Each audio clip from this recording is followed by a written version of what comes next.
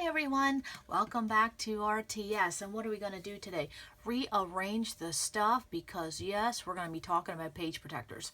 Now in our summer space shape up video this week, we had talked about page protectors and gathering them up, getting them organized and things like that. And so I wanted to show how I organize my page protectors because this is something I did a couple years ago, and honestly I don't know why I hadn't thought to do it years ago because it would have just saved me some aggravation. So I thought I would just hop on and show a quick video of how I organize my page protectors rather than putting it in our summer space shape up video because I didn't want to get that too long. So first of all, in that summer space shape up, what I wanted to say about page protectors and what I did say was the first thing you do before you even gather them up is think about where do you want to store them. And maybe it's not necessarily where you want to store them. And I'm going to put something here in case I'm getting a little bit of a glare. It's not necessarily maybe where you want to put them, it's where you need to put them. Okay, and there's a difference there. Okay, because I honestly would love to have everything I owned, even my albums, even my camera equipment, everything to do with scrapbooking. I'd love to have in one room. That's not realistic, My desktop's in another room, my albums are in another room, I actually scrap in another room, so it's real life. You do what you have to do. So when you're thinking about your page protectors, you think, oh, well, it's about scrapbooking, so you put it in your scrap space. But maybe, honestly, think about it. If you do not use your page protectors where you scrap when you finish a layout, then don't store them there. So what I'm meaning, for example, for me, my albums are stored in my living room because I have a custom-made bookcase just for my albums, okay? It's one of my favorite pieces of furniture, of course, okay? And so I decided one day, I was getting ready to put layouts away, and I'm thinking, why do I have to go to my room for my, my 12 by 12 just plain basic page protectors to store my layouts? And I'm thinking, why do I have them in my scrap space when I don't use them there? I actually needed them in my living room near my albums because that's where I go to put my layouts away. So then I thought, yes, I need to actually store them where I use them. Now that's not the case for everyone. Some people are very good about putting their layouts in a page protector as soon as they're done creating. I'm not like that. I have mine sitting out for a month or two. I share it with my family. I take pictures of it. I look at it, get inspiration from it. So I don't put mine away. Sometimes it's up to a year before I get layouts put away. And so then when I do, I'll do a batch session. I'll put them all away. So I just, go to my living room, set up a table, and I just put them all away. So that's where I store my basic 12 by 12 page protectors. Now all that rambling was to say, give a little bit of thought as to where you use them, and if you're going to use them where your albums are, and your albums is not in your scrap space, by all means store them there. Okay, so now for my 12 by 12 page protectors that my layouts go in, okay, I actually keep them in this box that they come in, or I keep them just packaged like this. Okay, and I'll have a glare, okay? Because there's no sense opening these up and storing them in something else, because when I open these, they're just going to go right into my albums. I'm going to put them to work as soon as I open them. So there's no sense me taking them out of the package they come in. And I just have them on the bottom shelf of where my albums are stored, okay? So they're just right there. It's kind of like, in your kitchen, sometimes we store items in places, and every once in a while you stop and you think, why do I even store it there? I don't even use it there. And it's the same type of thing. And so a few years ago, I was, putting some layouts away, and I had to keep going back to my scrap room to get page protectors. I'm like, this makes no sense. So that was a long story, is to say, store your page protectors where you use them. Now that was just my 12 by 12 basic layout page protector. So I wanted to show how I organized my other page protectors. Okay, now what I'm going to show first off, and I have 3 albums, okay, and this is basically what I'm doing. Maybe I'll just show the basic. Yes, I'll show the basic. Okay, now because a lot of us have more than, if you scrap more than one size, of course you're going to have more than one size, but then also too, the pocket page protectors are a huge thing. Maybe they're not as huge as they once were, but we have a lot of them. And so this would be the album. I'll have a glare, so I'll hurry up and shut this. But this is what I have. I have 3 albums that I store my page protectors in. And believe me, it's easier it's easier to corral and keep these in a nice shape already in an album, okay? Because it's just, rather than a box and a bag and they slide and everything, just put them in a leftover, or just go buy an inexpensive. These I think they came from Walmart, like $9 or something. They wouldn't be an album that would last long term for a scrapbook album, because they get very dented very quickly. It's pretty, okay? But they won't last long, okay? And so this is how I have them, and I have it labeled on the side. And how do I have it labeled? It says, if I can see, 4x6 horizontal and vertical. Okay, so this would be a grouping of divided page protectors, and that's one thing I would say right now is your first step is to get all your page protectors in one area. Okay, and that was part of our summer space shape up. And then the next level would be divide them into groups by size. Okay, so for example, this is my 4x6 horizontal group. Okay, and then back here I have my 4x6 vertical group. Okay, and so what I did, rather than just put these in an album, I mean, if that's all you do is simply just put them in a leftover album so they're staying nice, and you want to make sure that the top, I'll make sure I'm in frame, make sure the top of your page protectors are somewhat protected from the sunlight and the dust, because they get dusty very quick. Okay, so what was I saying? Even if all you do is just put them in an album, they don't have to be organized by group. If you just put them in an album, that will keep them protected rather than just all over your space, okay? So with this group here, you see how much I have. I'll see if I can show you. That's how many I have. And that was one thing I said in our summer space shape up. When you gather them all up and you put them in groups, and then you realize how much you really have, I had no idea I had that many. No idea. So that's another thing I wanted to say. After you gather them all up, and you have them by grouping. This is the 4x6 horizontal. This is the 4x6 vertical. Excuse me. And then you go to your notes that you're taking over the summer, and you say, I do not need any 4x6 horizontal. I do not need any 4x6 vertical, or I don't need divided page protectors at all. That's me. I haven't bought any for a year, actually a couple years, and I probably won't buy any for a few more years, because that's a chunk. And that's just two different categories. Excuse me, I have to get a drink.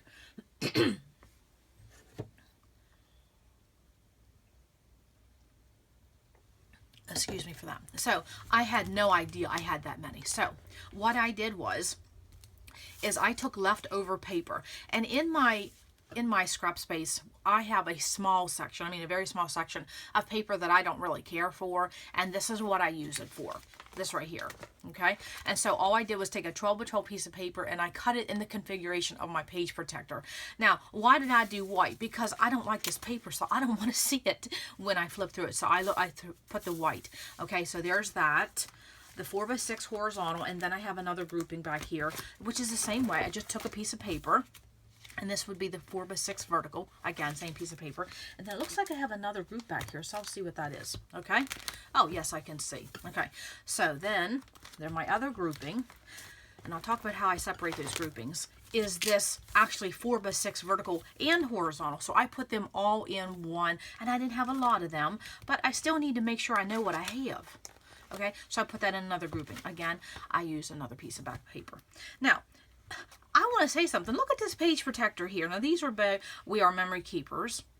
And at one time, I think they had the best page protectors. I haven't bought any since they went under a certain umbrella, so I can't speak of them now. But at one time, and that's why I have so many, because when I knew the company was being sold, I ran like a scolded dog to buy what I could. Okay, but look at this. This is a 12-inch piece of paper, and you put that in this header over here. Well, you're already running short. So that's another thing to do, is when you're, putting in what I want to say, a representation into the page protector. If you can see, and maybe even make some notes if you want, because just because you cut something in a 4x6 doesn't mean it's going to fit. For example, just like this. This is a 12-inch piece of paper. Look what I'm short. So that is a good representation when I see I'm going to have to add a little piece of washi or something there. Okay, so now let's go back to the beginning here. So use some of that leftover paper, or if you have some paper that you just love looking at, if you want to make your binders and your organization pretty, use your pretty paper. There's nobody says you can't. I just use paper I don't really care for, okay? Like, I would not cut up this lawn fawn just to put it in something to organize, okay? You know what I mean. Sorry if I'm having glare, but we'll have that the whole video, okay? So, what I did, too, so I could easily, and I do not want to spill my braids. That wouldn't be a pretty sight. Okay, so what I did was I also took some washi tape that I don't care for, but I wanted something that I could see really quick. And so, of course, if you use a bright color or a neon color, you're going to see it pretty quick. So I took this bright pink washi. And if you see here, and I will try to do this, you'll probably see 3 groupings. Can you see that? 1, 2, 3. And so what that did is that gave me because I didn't want index tabs. I didn't want tabs at all. So that gave me a quick, and then if I want to use this, you know it's going to peel off very easily, and this did not get damaged. And so then I know I can come real quick and grab this group, and this group, okay? And that simply was just taking a piece of washi. Okay, I'll slide this back a tad. Simply taking a piece of washi just to give me a little bit of a representation as to where one group ended and another started. Okay, so that was my 4x6 divided, my horizontal and my vertical. Okay, so that's one album. Okay, now my second album, and it says on the spine, it says 6x12/divided. Okay. Okay, so that's what I did here. So again, I took some paper that it's not my favorite, and I put it in the very first one of my grouping. And this is my 6x12, and a little tidbit. You may see one of these in action soon on a start to finish layout. Okay, so that was my 6x12, and that's all I have of them. Okay, now I don't even know if they're available anymore, but I'm not looking at page protectors for a while because you don't want to spending freeze. Okay, so then my next grouping is the same 6x12, but these are in a horizontal fashion, and I will tell you, I did not even know I had those. How does that happen? I don't know. And then my next grouping was 4x6 again with this huge header. Okay, and I have a huge stash of them. Again, didn't know I had that. Okay, so I put them in there because that's this is more for like a 6x12. Okay, and that's why I put them in there. And again, you can see I used leftover paper. Wasn't my favorites. And honestly, that paper is making memories. Do you remember the day Making Memories had paper? That was like at one time, that was the paper. Yeah, so again, I used washi, and I simply put that on the edge of the beginning. You can see right here. There's 1, 2, and 3. Okay, that just gives me a very quick reference of what I'm flipping through. And of course, having this white in there helps. Okay, so that was my second group. Again, this is my 6x12s. Okay, then, and I love using 6x12 page protectors when you want to do a 2-page spread, but you have a few more extra photos you want to include. So you'll see that coming up, especially with Disney pages. And you'll see that coming up too. Okay, so then my third one, and I have it labeled, and it just says Divided Protectors. Okay, and I know what this group is, but you'll see in a minute. Now, this was American Crafts album, and at one time I had converted all my albums to this. And I absolutely did not care for them. What a waste of money, because you can see they just are not a long-term album. So once I went through 2 or 3 different types of albums and I realized that I need a long-term album, that's when I started putting my money into my We Are Memory Keepers albums. And that was before they sold. Okay, so yes, I do put my money in my albums because I just want to do one and done. Okay, wish I would have knew that years ago, but that's another story. Okay, ooh, hit a light. Okay, so with this one again, you see that I have the front page protector. Sorry, I'm just a little off today. I have a headache. I took the very first one, and I took a 12x12 piece of paper and cut it into the configurations, and I'll talk about that in just a minute. I want to show you something. And again, you see I have another grouping and another grouping. How many groupings do I have? Oh, I have 4 groupings. Can you see? I have washi in 4 different places, so I have 4 groupings. So this was called Divided Page Protectors, and this is one of those, I don't want to say Project Life because you get in trouble. Okay, pocket page scrapbooking that you can you know, there's a lot of configurations when it comes to pocket page scrapbooking. So that's what this group is. Okay, so I have this one, and this is one of the most basic ones. We go to the next grouping, another configuration of that 4x6 in the small wallets, another configuration, and there probably went my washi bowl. I got it all going on. And then at the end, what do I have? I have another configuration of this. Okay, so having that piece of paper in that very first one of the grouping really helps you right off the bat. Do I want this one? Do I want this one? And yada yada. Okay, and then again, separating it with that washi. I mean, look how quick that is. I can see what the different, how many different groupings in a really, you know, in an instant. Okay, because also, you know, there's Photo Freedom, there's We Are Memory Keepers, there's Becky Higgins. They're all over the, you know, and they're not all the same size. I mean, you think they are, they're not. For example, look at this Becky Higgins, and this is why I specifically left something cut it a certain way. So when I took a 12x12 piece of paper, again, that Making Memories collection from many, many years ago, when, I'll cover some of this up. When I cut that down, you can see at the top, there's a little bit of an overhang, but right here in the middle section, and if you've ever done this configuration, you know what I'm going to say. They're not cut to size. That little bit will hang. Some people leave it in. I really don't prefer it. And so then I left that when I cut that down so that I could see right off the bat when I go to use this, I need to make a decision. Am I cutting that off or am I going to leave it stay? Okay? So again, with the next configuration, see, now these pretty much all cut to size, but again, this is a We Are Memory Keepers, so it just, you know. And then also too, you can see with the white paper, see very quickly, is that the configuration I want, or is this the configuration I want? And again, now this is another Becky Higgins, and you see how that cut different, and it looks different than this cut here. Okay, just gives you a visual. And also a reminder as to do not cut your photos down until you know what's going to fit. And you know, if you've done divided page protectors scrapbooking, you know what I'm talking about. And again, another configuration. See how that looks different than this up here? Yes. Okay, so that was my 3 albums with my divided page protectors with different configurations, that type of thing. So, you know, all in all, basically gather them up. Think about where you want to store them versus where you need to store them. Okay, now these 3 albums are in my actual scrap space because that's where I'm going to use them, because I would use this as an element when I'm making the page. Now when I'm scrapbooking a 12x12 page, I don't need the page protector for that. These I need the page protector for, okay, because you have to use those configurations as your measurements. And so then once you decide where you're going to store them, then you think, how do I want to store them?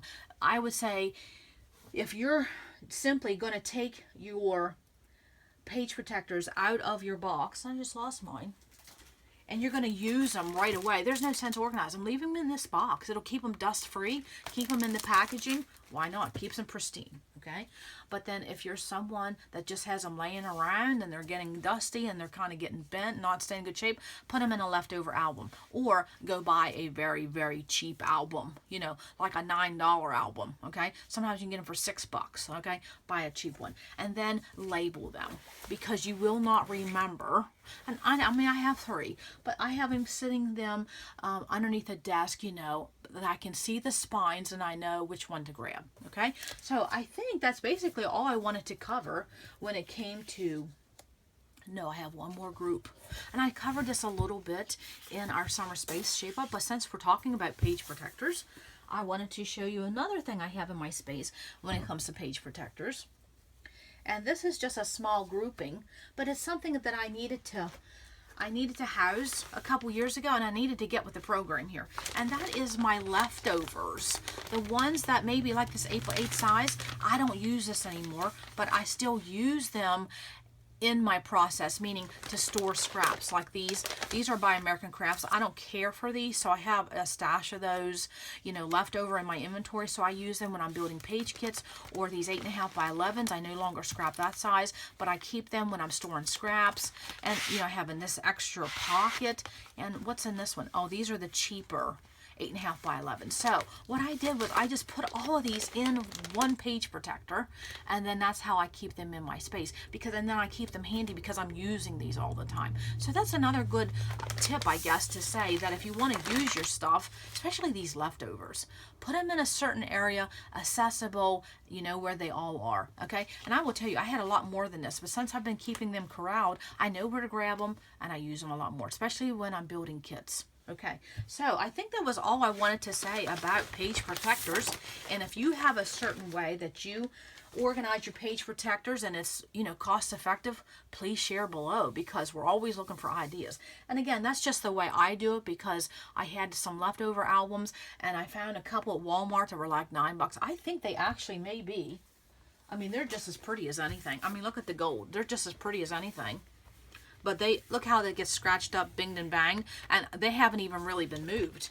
And they are by Becky Higgins. I found them at Walmart for $9. Now, that was a few years ago, okay? But they just not, see, look how that's done. And that hasn't even had a lot of activity in my room. So, you know, that's why they're $9. But they're pretty, okay? So, you know, that's just one way to keep you want to keep them in good shape. And so just put them simply in a leftover album, because that's the size they're going to fit. It's inexpensive. And then also too, put some leftover paper in the front so you can see the configuration. Separate them with some washi or some post-it notes or index tabs, something to keep them separated by group for a quick reference. Okay, so that's all I have for divided page protectors. I hope something was a little bit helpful. And yes, a lot of configurations. You might as well separate them now rather than sit down and go through a whole box of 50 figuring out what you need. Okay, that's all I have. So come back to RTS, and you never know what we're going to learn. Bye!